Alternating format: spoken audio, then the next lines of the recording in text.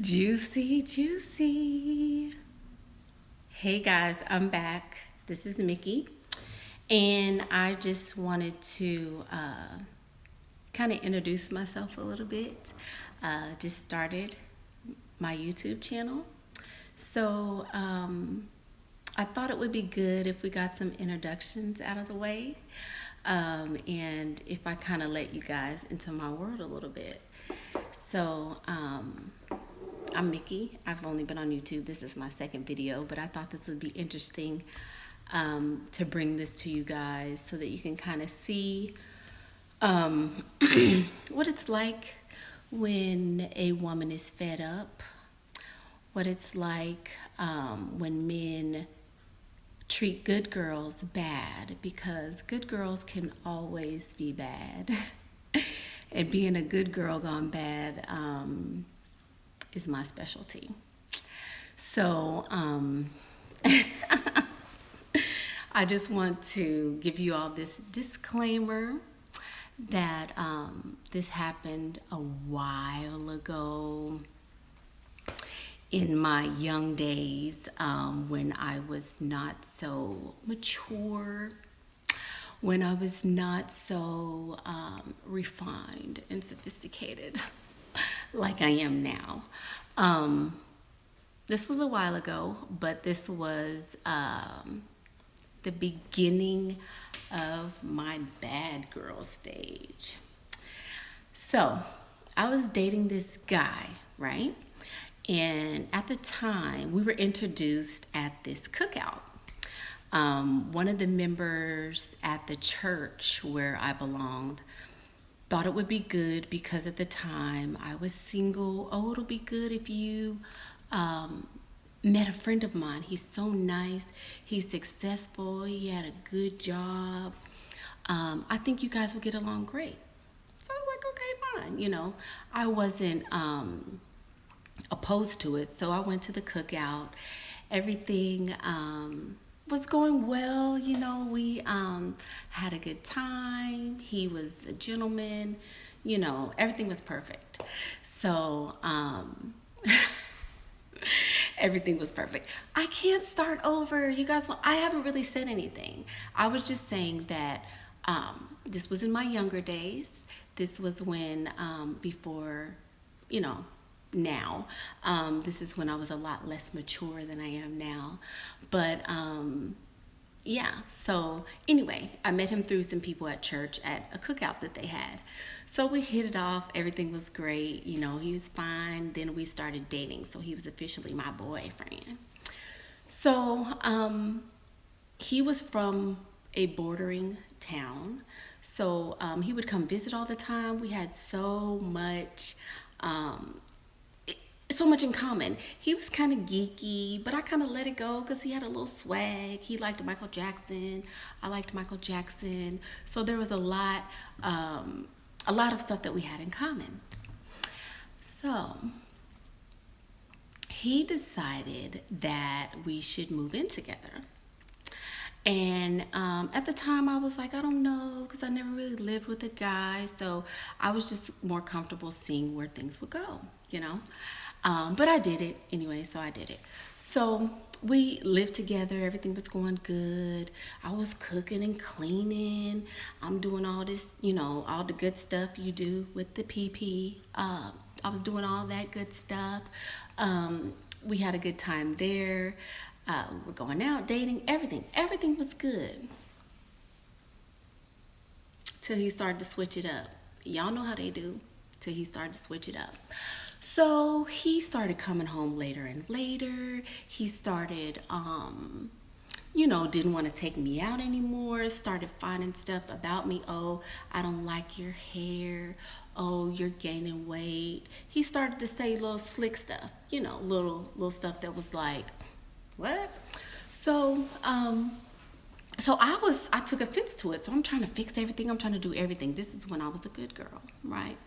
So I was doing everything in my power to try to fix it. Nothing worked. So this one night, y'all, I got it deep in my spirit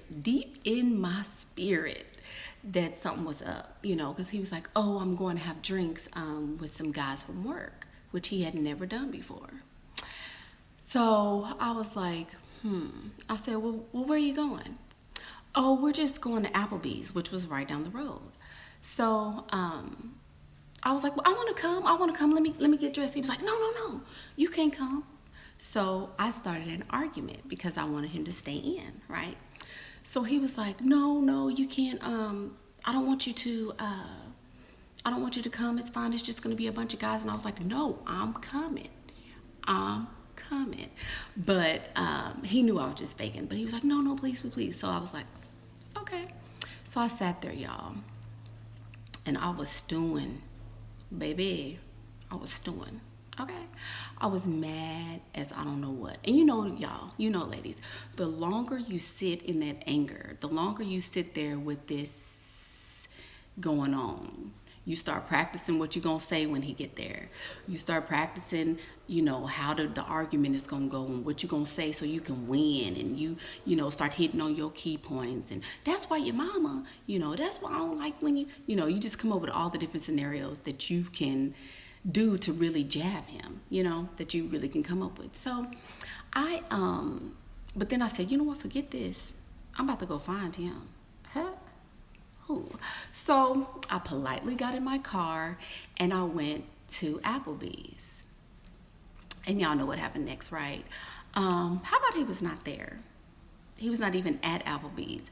So I'm like, okay, plan B. So what, I'm thinking, where else could he be? Where else could he be? So he was kind of big. He was a little large and in charge or whatever. So I knew he liked to eat. I knew his big butt was going to be somewhere eating. So I decided to go to his favorite spot, right? Which was, what's that place? The yellow place with the wings? Buffalo Wild Wings. So I went to Buffalo Wild Wings and I saw his car there. Girl, it was nothing nice, baby. It was nothing nice. So I said, okay. So I started thinking, what you gonna do if you see him with a girl? What you gonna do if you see him with a man? What you gonna do, Mickey? You need to come up with a plan. So I was like, okay, I'm cool. Now mind you, y'all, I had on, I was not cute at all. I was looking basic, like I was supposed to be in the house somewhere. So I wasn't expecting I was gonna find him. But when you find them, you gotta take action, right? Girl. So I goes up in Buffalo Wild Wings, and you know how, I had to turn the corner or whatever, right? So I'm walking in. Ma'am, can we help you? I was like, no, and I'm looking all crazy. And the people that worked there was like, oh my God, like, let's get this lady. So anyway, I go directly to his table. And let me see, what we gonna call him? Rodney. We'll call him Rodney for the purposes of this story. I was like, hey, Rodney. As he's sitting down at the table with the other girl, right? And y'all, then she had the nerve to be a snow bunny. She had the nerve. I was like, what? Really? So I was so mad, y'all. I was so mad. I was like, so how all of a sudden you got time to go on dates? Or you got time to take people out and do stuff? Because when I asked you to take me out, you don't never want to go nowhere. Oh, you hungry this evening, huh? This evening you decided you wanted to get some wings, huh, Rodney? I said, hey, boo, what's your name? And we'll call her Becky with the good hair. So I was like, hey, Becky, how you doing? I said, do you know that he lives with me? Do you know that he's paying all the bills where we live? She was like, what? And I was like, yeah. So he don't have time for this drink you got. So I politely snatched up the drink, and I didn't throw the drink on her. I threw the whole cup and everything. Yeah. Then I threw it in her face. I was like, oh, did I mess up your makeup, Becky? Did I mess up your makeup for your little date? Sorry. Oh, I'm so sorry. So I said, you got 10 minutes to get home. You got 10 minutes. And if I don't see you at home in the next 10 minutes, we're going to have a problem. So I politely grabbed his beer bottle and I smashed it on the table, right? So beer, everything started flying. It looked like they had just started sitting down. by this time, I knew that the police was probably coming. It was probably gonna be a situation or whatever. So I had to get up out of there. So y'all went home, right? So we had a big old argument. I mean, he going on and on. You didn't have no right to come up there. How you gonna just do that girl like that? And, you know, I guess this was gonna be the night that they, you know, was gonna do the little do or whatever. And I just came in and, you know, had to crush the party. So I was so mad, y'all. I was so mad. So I was going back and forth, back and forth. So he was like, you gotta get out. And I was like, what? I have to do what? Wait a minute. Because, you know, I was the one that moved in with him. So he had the right to tell me, okay, you got to get out of my house. So I started thinking, I was like, no, please, please, please. So he was like, no. So anyway, I had to leave for the night. So it was like 2 days. He was mad. So I guess they gave him time to go to Becky's house and finish whatever they was going to be doing. So anyway, so I got back in with him good. You know, I was crying and saying, oh, you know, I don't have anywhere to go. You know, you're the only one I can depend on. You know, help me. Please don't do me like this. Please, please don't do me like this. Girl. So, so anyway, so he fell for it. So I moved back in, right? So I was like, if you just give me like 30 days, I promise it will never, ever happen again. I'll just be your good little girlfriend and I'll be at home waiting for you, cooking and cleaning. You'll never have to go through this again. Girl, lying, right? So anyway, fast forward to 30 days. I got with my coworker, right? And she was a real savage. You talking about savage. She was super savage. So she was like, girl, you need to get him back. Before you leave, before you move out, you need to get some revenge. So girl, we had a list of stuff. We wrote down everything we was gonna do in this house before I left. We wrote down what time she was gonna meet me. We wrote down she brought one of her sugar daddies. Y'all, she brought one of her sugar daddies to the apartment we were in to help us with all the stuff we was finna do. So let me tell y'all what I did. Okay, now mind you, this is somebody I met through church people. So I was attending church on a regular basis. Keep that in mind, okay? So we had kitty litter. I bought some parakeets.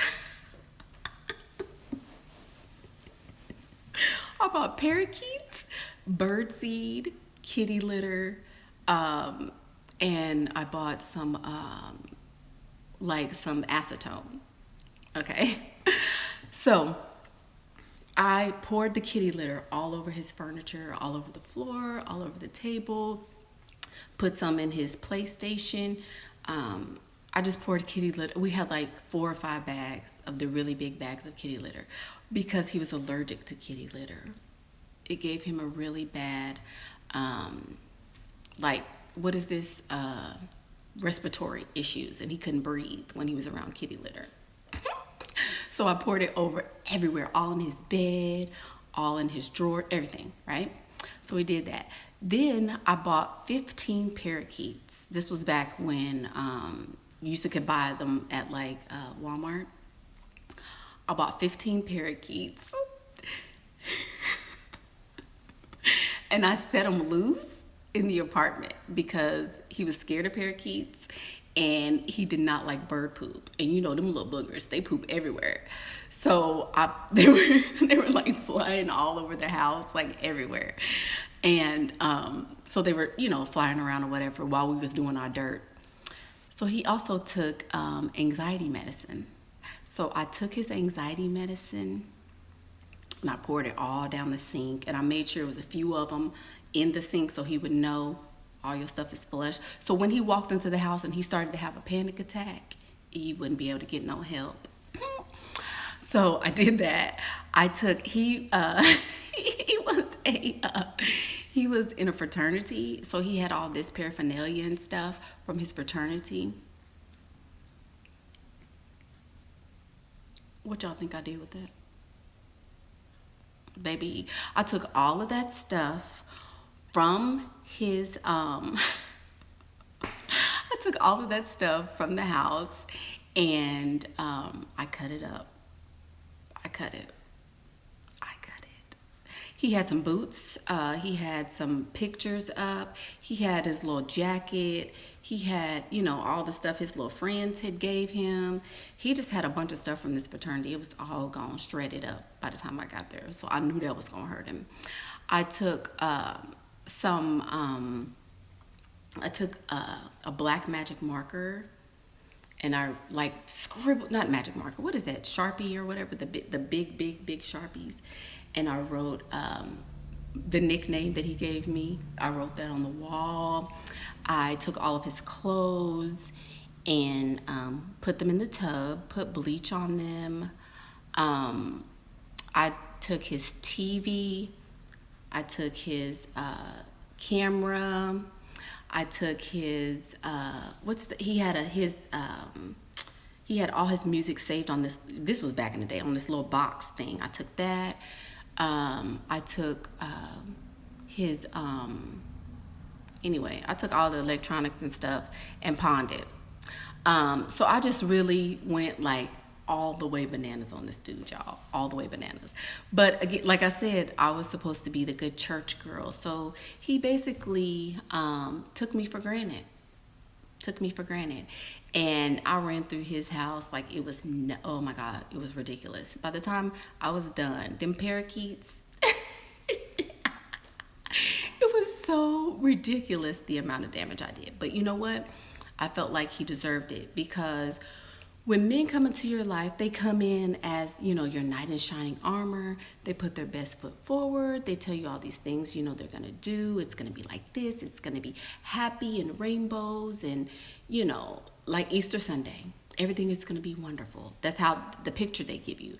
But then once you get into the relationship, then they start taking you for granted. Then they start, you know, nitpicking and, you know, oh, she ain't going nowhere or she won't do nothing. Mm-hmm. So I had to politely show him what it was like being with a church girl. But this was like the best revenge ever, because I was so sad. Had I not done that, I would have been so sad. I would have been so down on myself. I would have been like, I can't believe he did this to me. Why me? Why me? So I would have been so sad, but I'm so glad I did that. I'm so glad I did that. And that was my first taste of revenge. And it was sweet. It was sweet because I did a number on him, y'all. Like, I really, really did a number on him. So, but yeah, that was it. I just wanted to come share that with you guys, because I know that I'm kind of seeing, what was his reaction? Okay, so his reaction. Oh, I forgot. So he was very angry at first. He was angry. But the good part is, as I'm leaving or everything, you know, I changed my number. So he really didn't have a way to contact me. So that was good. He didn't have a way to contact me, but he sent me this long 4-page email about be this, be that, F this, F that, you got me, boop, the boop, boop, and, you know, all this stuff. Then his mama sent me an email saying, you know, you really need to return his stuff, and that's crazy how you blah, blah, blah, and whatever. So I just got a series of emails.